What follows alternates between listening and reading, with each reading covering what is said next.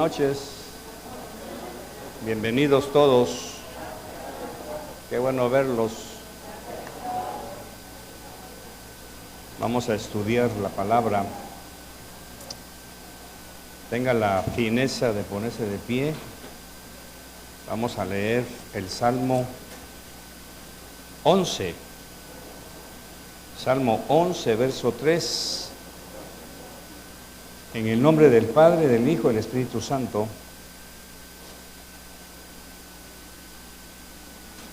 Si son destruidos los fundamentos, ¿qué puede hacer el justo? Si son destruidos los fundamentos, ¿qué puede hacer el justo? Padre, muchas gracias por tu palabra. Te ruego que me des sabiduría para exponer tu pensamiento, tu palabra.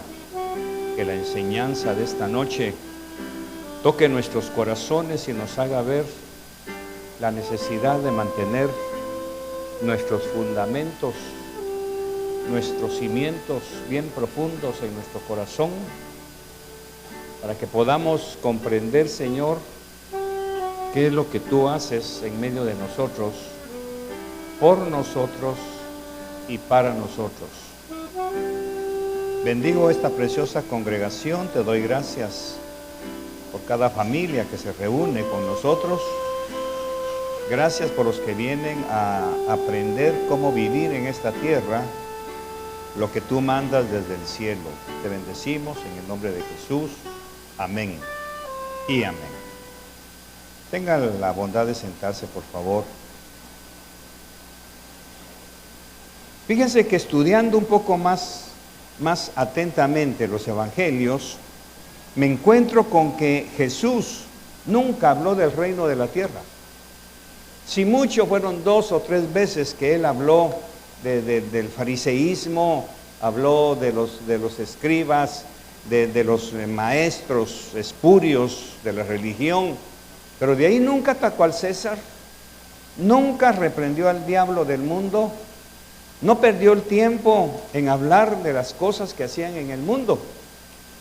Otro personaje muy radical que tampoco se preocupó por hablar ni arreglar las cosas del mundo fue Pablo. Y aquí es en donde entra el asunto con nosotros en la iglesia.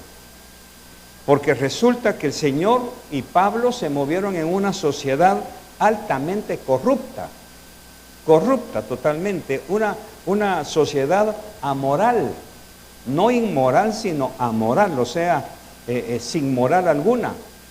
Su cultura grecorromana los había llevado a unas prácticas aberrantes, pero no vemos ni a Jesús ni a Pablo atacando eso. Eran altamente corruptos porque mataban a diestra y siniestra, tenían unas vidas totalmente perdidas en pecado. Ahora imagínense usted a Jesús caminando en Galilea, en Jerusalén, en Samaria, ciudades que por ser paganas de años habían ido formando una cultura de paganismo, y todos sabemos que el paganismo lleva a aberraciones, porque todo paganismo tiene paralelo connotaciones de brujería, de hechicería, de sensualidades. Entonces, la historia nos cuenta, por ejemplo, las grandes bacanales, o sea, las fiestas que se hacían en el palacio en honor a Baco, el dios del licor, y eso los llevaba a unas situaciones aberrantes totalmente. Jesús vivió en esa época. ¿Por qué no trató él de corregir a esa gente? ¿Por qué no los reprendió? ¿Por qué no hizo un grupo de oración, digamos? ¿O por qué, como Juan el Bautista, que reprendía al gobernador Herodes por el pecado que tenía de incesto, por qué Jesús no se ocupó de eso? Porque nos está dejando una lección para nosotros.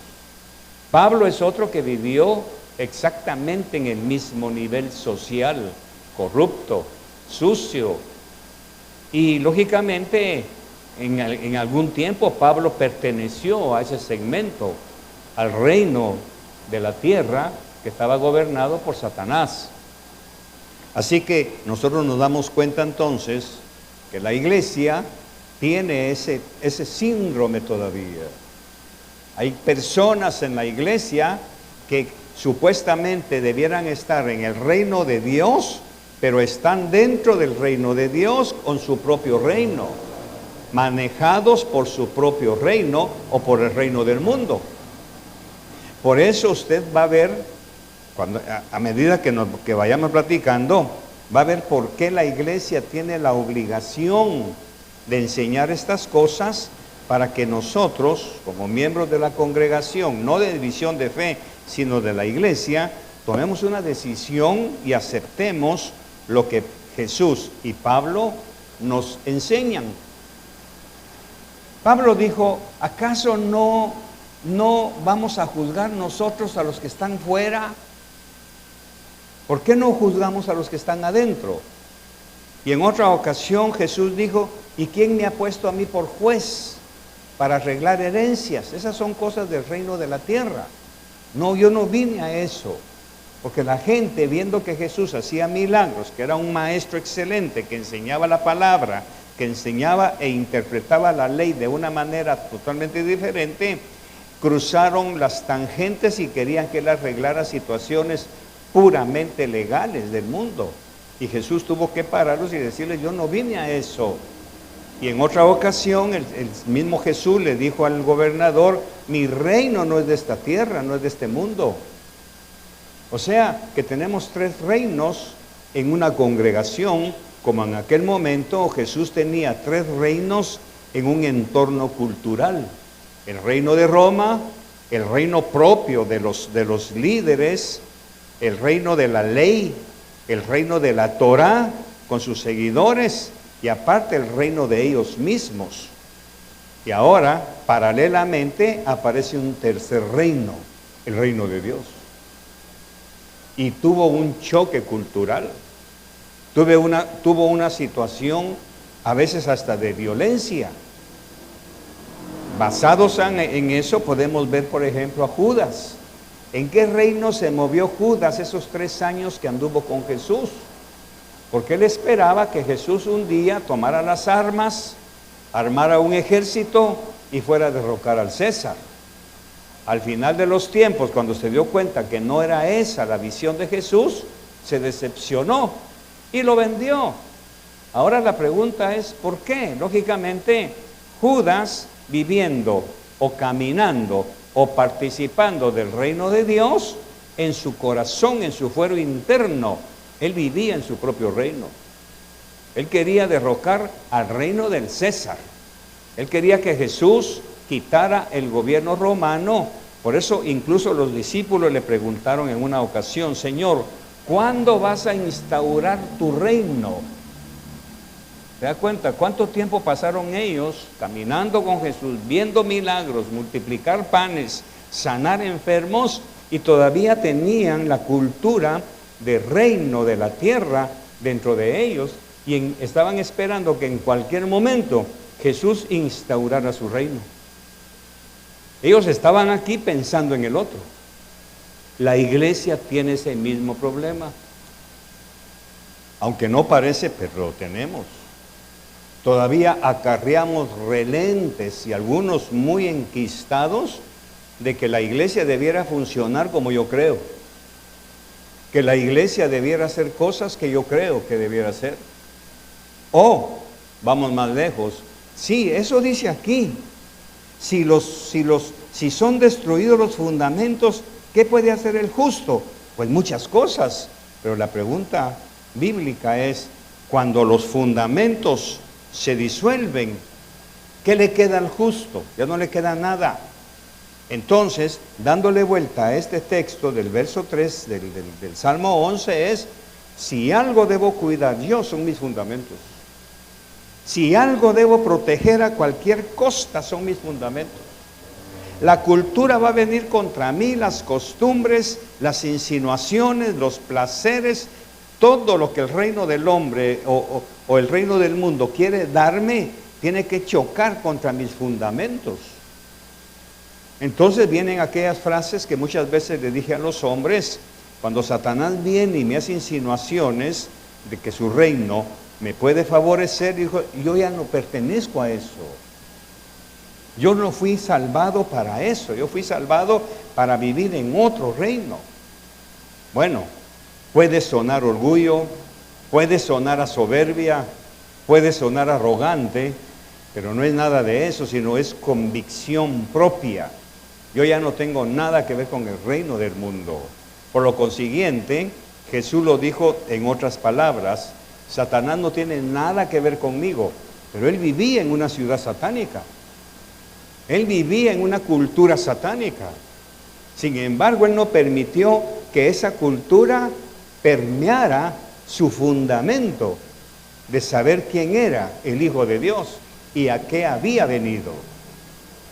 Entonces, la pregunta que surge en este momento es, ¿cuál es el reino al que usted o en el cual usted vive? ¿Se hacen las cosas como usted dice, como usted quiere o como dice la palabra?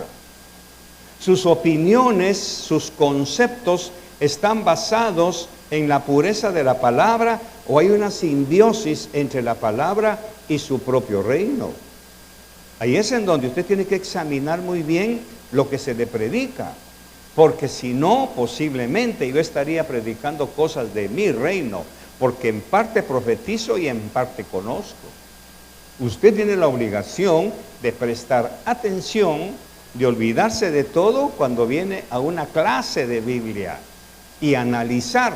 Si no le estoy enseñando que 2 más 2 son 5 y usted dice amén, y entonces ya le crucé todo su concepto de matemáticas. Bíblicamente hablando, pasa lo mismo. Entonces voy llegando a esto. ¿Por qué fue así? ¿Por qué fue que Pablo y Jesús no se ocuparon de las cosas que sucedían en el mundo? Porque ellos sabían muy bien que ellos habían sido levantados por el Espíritu Santo, habían sido puestos en esta tierra para arreglar a los que venían del mundo y se convertían a Cristo. Ahí está el problema de la iglesia. ¿Qué hubiera ganado Jesús o Pablo en corregir a Herodes, o a Pilatos, o a Caifás? ¿Qué hubiera ganado? Nada.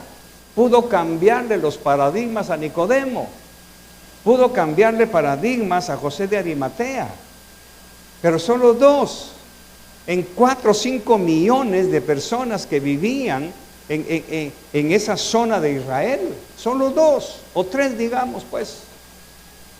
Entonces ellos no estaban tan interesados en arreglar el mundo, estaban interesados en arreglar a los que del mundo se agregaban a la iglesia. De ahí vemos entonces que las cartas de Pablo todas son correctivas.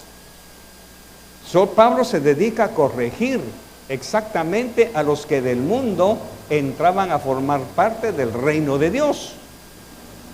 Era una situación de arrancarles el reino del mundo, el reino de ellos, e implantarles la cultura del reino de Dios.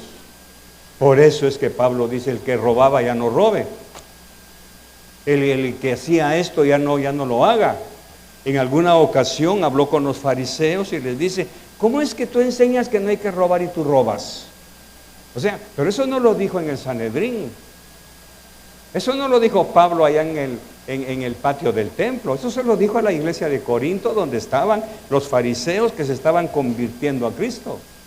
Lo dijo en la sinagoga a donde el evangelio había llegado.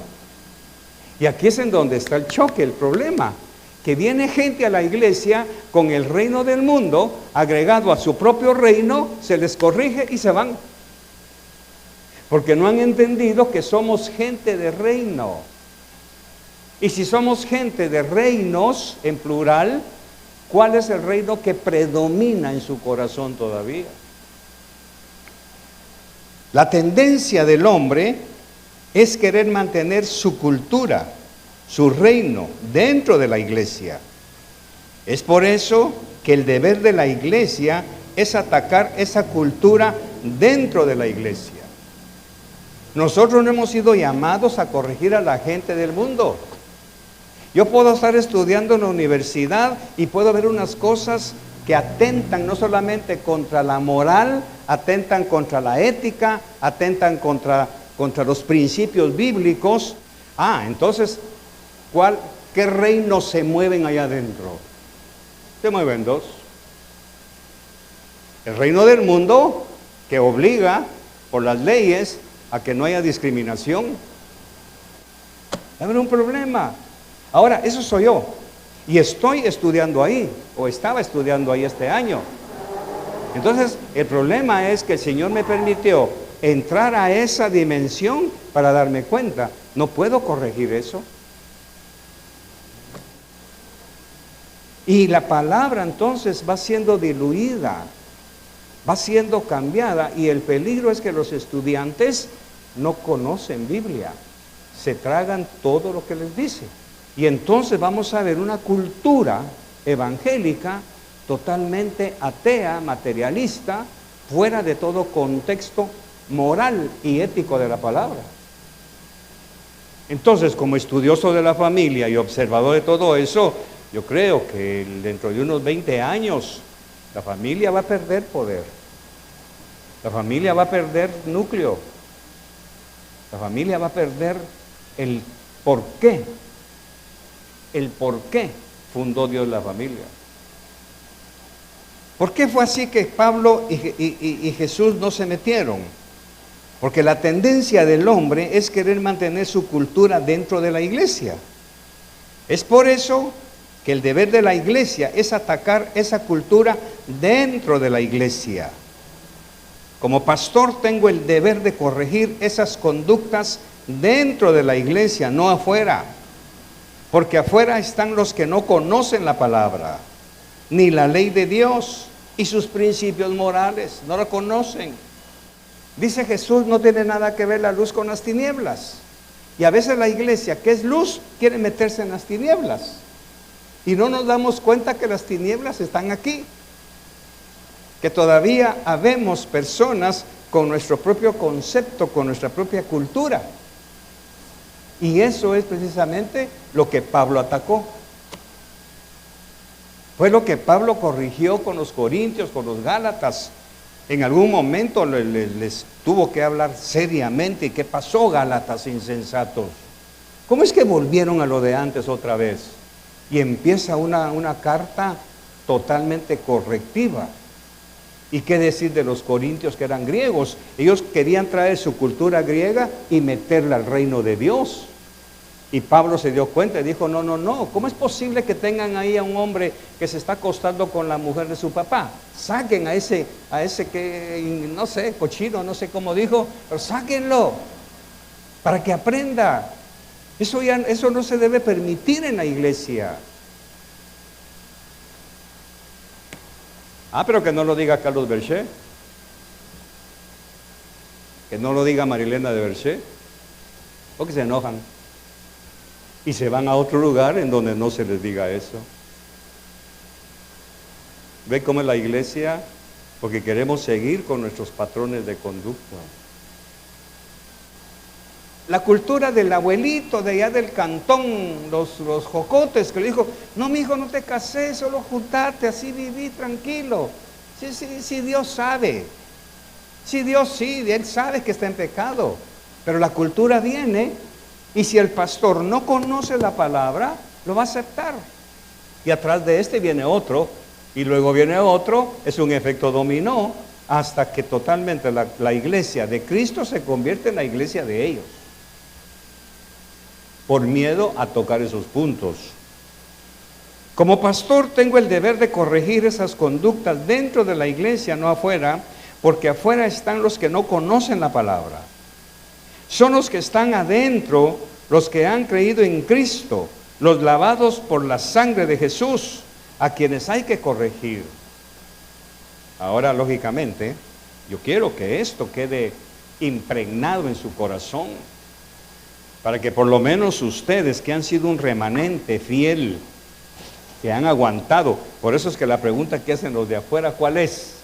Es cómo aguantan. Claro, si de eso se trata, de aguantar el jalón de orejas, de aguantar que me cambien, porque solo uno, a ver quién me contesta, solo uno per se quiere dejar las cosas del mundo.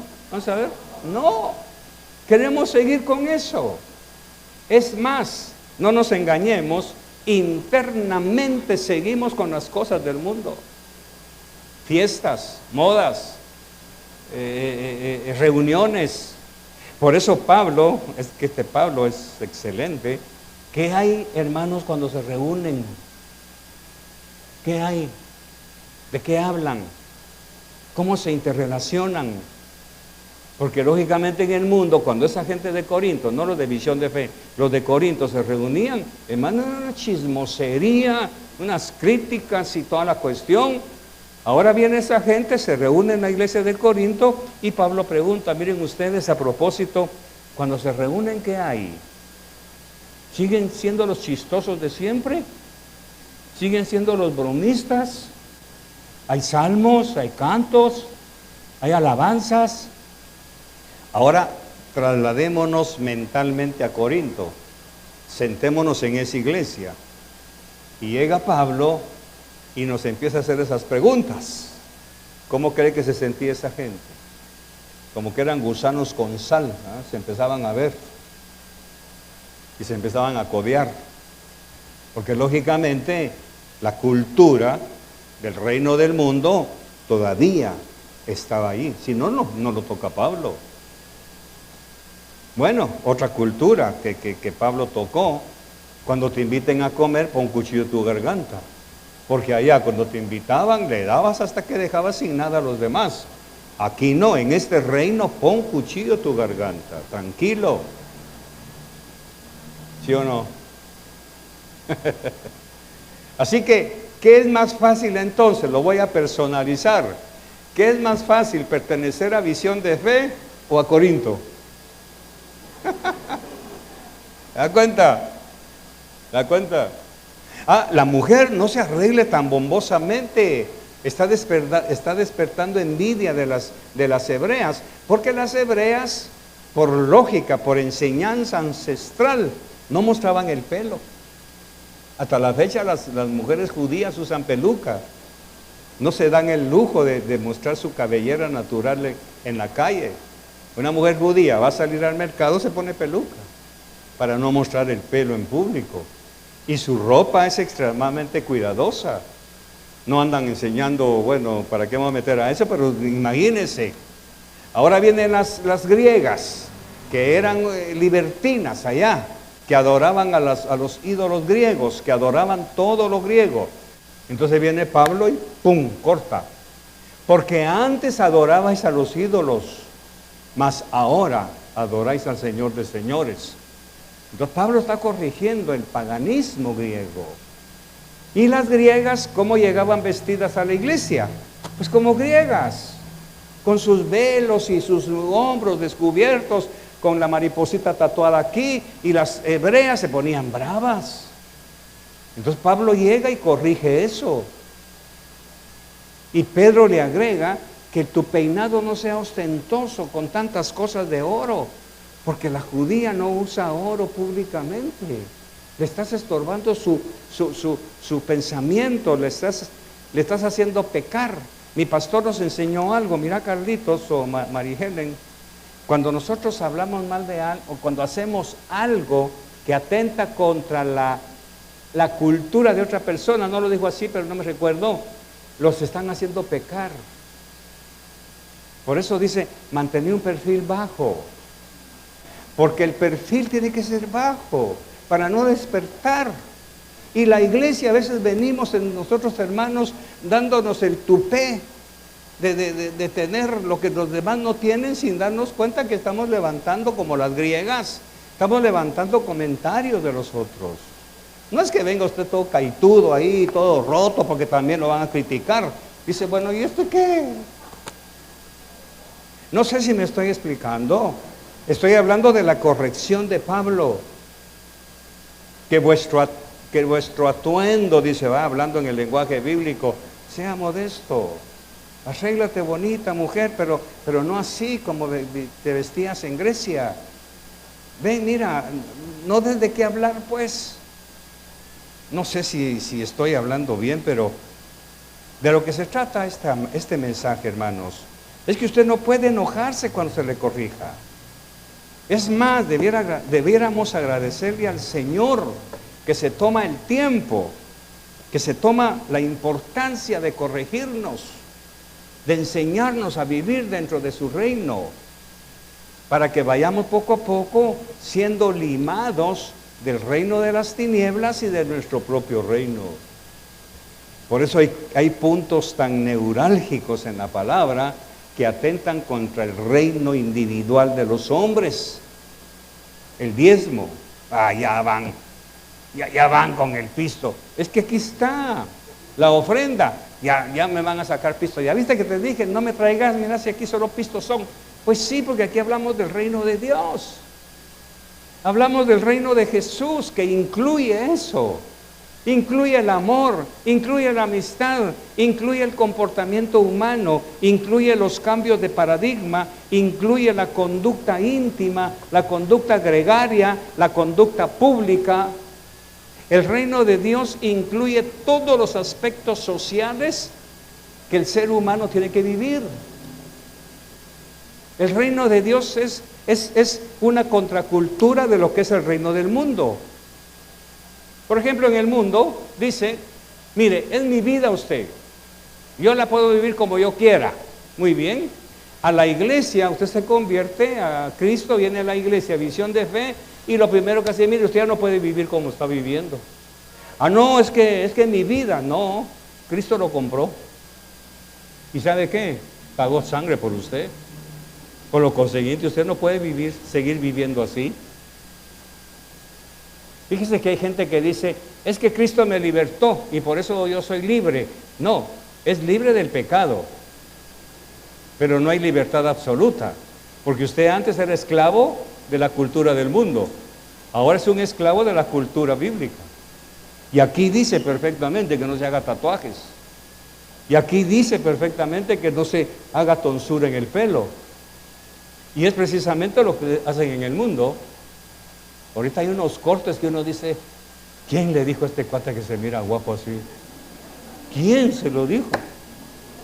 Ahora imagínense, alguien que se convierta a Cristo y se va a una iglesia X, pues está bien. Ahí lo va a ver una patoja, dice, qué rancho más chulo, con este rancho me quedo. Está bien. Porque no conocen la palabra que dice, no harás tonsura en tu cabello. Pero se le ocurre venir con nosotros, al primer mensaje se va disparado. Dice, ¿y qué tiene que ver el pelo con el reino de Dios? Pues mucho.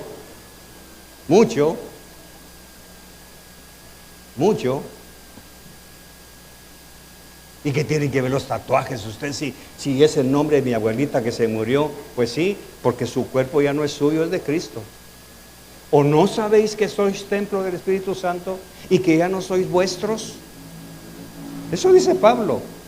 ¿Qué miraría Pablo en aquellos corintios o en los gálatas o en los tesalonicenses que tuvo que escribir eso? ¿O no sabéis que no sois vuestros y que vuestro cuerpo es templo y morada del Espíritu Santo? Por lo consiguiente, cuídalo. Ahora, para haberlo dicho, ¿qué miraría? ¿Qué miraría? Pues de plano que... Digo yo, miró a un hombre con aretes para aquí, unos grandes aretes africanos que las orejas ya le colgaban como que eran a saber qué, y se convierte a Cristo.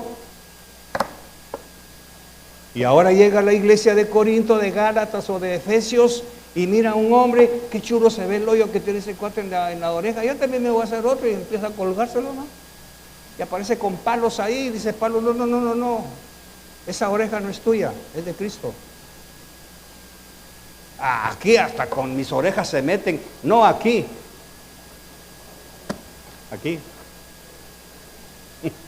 Ese es el problema. Es aquí donde se meten con usted y conmigo. Es aquí. Lógicamente, hay lugares en donde no le tocan esto. Eso es lo que se llama, ya lo he enseñado otras veces, el mensaje selectivo. Que el líder busca un mensaje, dice aquí, maldito aquel que... No, esa palabra es muy fuerte, no, mejor otra. Bendito tú que estás aquí. Ah, ese voy a predicar. Bendito usted que está aquí. ¿Y el de maldito qué? Ese no lo toca. Porque golpea. Porque golpea. ¿Quiere una prueba? Deuteronomio 28. Y nos vamos. Hoy vamos a salir temprano porque esto sí está costando tragarlo. Deuteronomio 28. No, pero la parte de la otra parte, la que no se toca. Eso es fácil, ¿verdad? Bendito, bendito, bendito. No, veamos el 15 en adelante. Pero acontecerá. Es bueno que usted lo sepa por aquello que nunca se lo hayan enseñado o que le hayan dicho que todo es bendito. No, también hay algo feo o duro. 15. Pero acontecerá, si no oyes la voz de Jehová, tu Dios. Ah, tu Dios. ¿Qué significa? Que si el Señor de la Biblia no es su Dios, usted no crea esto. Pero entonces la pregunta que brota es, si Jehová no es su Dios, ¿quién es su Dios? ¿El Dios de Deuteronomio 28, 1 al 14 o del 15 en adelante? Entonces veamos. Y no procuras cumplir todos sus mandamientos y sus estatutos que yo te ordeno hoy, vendrán sobre ti y te alcanzarán todas estas maldiciones. Bendito será tu primo. ¿Quién? ¿Quién? Levante el dedo. Yo. ¿Ve que nadie lo levantó, solo yo? ¿Te das cuenta? Maldito serás tú en la ciudad y maldito en el campo. Malditas serán tu canasta y tu arteza de amasar. Maldito el fruto de tu vientre. Hermano, esto está duro. Va a tener que ir a tomar una buena sopa de gallina para que le baje esto. ¿Cómo es que es maldito el fruto de mi vientre? Pues sí, es Dios que lo está diciendo. Ahora venimos a la iglesia y lo predicamos. Imagínense, alguien que no está acostumbrado a este tipo de mensaje. Entonces, ¿qué es lo que sucede? Que ha pertenecido a una escuela teológica de mensajes selectivos. Selectivos. Solamente del 28, del 13 en adelante. Veámoslo. Ahora sí, 28:3. Bendito será tu hermano. ¿Qué dice? Bendito serás tú en la ciudad y bendito en el campo. ¿Quién aplaude? Ay, rico, gloria a Dios, aleluya. Porque esto está bonito, selectivo. Estoy seleccionando lo que le gusta a la gente. Bendito el fruto de tu vientre, el fruto de tu tierra, el fruto de tus bestias, la cría de tus vacas. Y bendito. Puchica, vas a nadar en dinero, vas a nadar en bendición. Hasta vas a vender chuchos, porque no, esa perra que tienes va a dar chuchos y chuchos y chuchos y todo. Amén. Porque aquí lo dice, bendito, bendita tu bestia. O sea que esa perrita va a dar dinero, hermano. Y ¿se da cuenta? Ah, pero si le damos vuelta al capítulo, maldito el fruto de tu vientre, el fruto de tu tierra, verso 18, la cría de tus vacas y los rebaños de tus ovejas. Maldito serás en tu entrar y maldito en tu salir. ¿Qué tal? Y fíjese que Jesús habló del Deuteronomio 28:1 en adelante.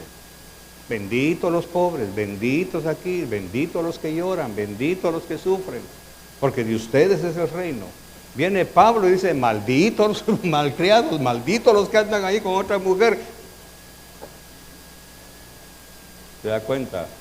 Ahora viene el pastor buena gente de Carlos Berchey. No, eso está muy duro, mejor hablemos de las bendiciones. Y Salomón era el hombre más sabio. Y Dios se le apareció y le dijo, ¿qué quieres que te dé, hermano Salomón? El hombre más rico. Sí, pero el más el más canalla. Porque dice que aparte de las mujeres que tenía, se casó con un montón de princesas de la sociedad, y estas vinieron y le dijeron que les hiciera ídolos, y Salomón agarró a su hijo y lo pasó por el dios del fuego, Moloc. Eso ya no lo enseñan, porque es la parte fea de Salomón, y es lo que yo tengo que enseñarle. Imagínense, gente de iglesia de Cristo, todavía con esa cultura. Termino. No se moleste cuando se le corrija. Es más, dele gloria a Dios. Bendito Dios que no es Pablo el que está hablando. Porque este sí me deja frío. Por lo menos el pastor Berché me hace reír un poquito, pero ese Pablo, rechinaban los dientes la gente. ¿Y sabe qué era lo peor? Que no había otra iglesia. ¿A dónde tenía que venir el próximo domingo? A la misma iglesia. Y me imagino que preguntaban allá afuera, ¿está el apóstol Pablo? No, ya se fue a Galacia, gloria a Dios. Pero le quedó Timoteo. Y no tengas en poco tu juventud, Timoteo. Tú dales hasta por debajo de la lengua, que nadie te desprecie. Así que se fue Pablo, pero quedó Timoteo. Hasta que se acabó esa generación y ya vinieron otros pastores, selectivamente. Este está bonito, este está bonito. David, hay un hombre en tu reino, que lo maten, sí David, que lo maten a pedradas. Pero no dijo el resto, ese hombre eres tú, no soy yo, no. Los amo. La iglesia es la obligada a sacar el reino del mundo, el reino personal, e implantar el reino de Dios. Porque si no, la pregunta que me van a hacer cuando me presente ante el tribunal de Cristo es: ¿les enseñaste mi reino, Carlitos? Y yo voy a tener que decir: sí, Señor. Sí se los enseñé. Sí se los enseñé. Por eso nuestro grupo de jóvenes eran 3, Señor. Por 25 años, el culto de jóvenes eran 3 jóvenes. Y que a medida que fueron creciendo, se fueron yendo. Y fueron quedando de la sala cuna, imagínense. ¿Hay culto de jóvenes en la iglesia Visión de Fe? No, no hay. Porque se les tiene que cambiar este paradigma. Amén. Dicen gloria a Dios. Vaya, ya terminé. Cierre sus ojos, por favor. Padre, muchas gracias. Gracias por tu palabra, por enseñarnos, por ayudarnos, Señor, a comprender que el reino de los cielos está en medio de nosotros. Por lo consiguiente, el reino nuestro y el reino del mundo no tienen nada que ver aquí. Ayúdanos, ni aquí ni en nuestras casas, en nuestros hogares, en nuestro trabajo. Mi jefe puede ser el del reino del mundo, pero yo no puedo compartir ese reino, porque no está en mí. En mi corazón, en mi vida está tu reino, Señor. Ayúdame a vivirlo, a asimilarlo, a practicarlo. Y gracias por tu bondad. En el nombre de Jesús, llévanos en paz a casa y reúnanos nuevamente el próximo servicio, si aún no has venido. Bendecimos la ofrenda. Bendecimos a aquellos que con corazón alegre y con manos abiertas presenta su ofrenda ante ti. Gracias en el nombre de Jesús. Amén y amén.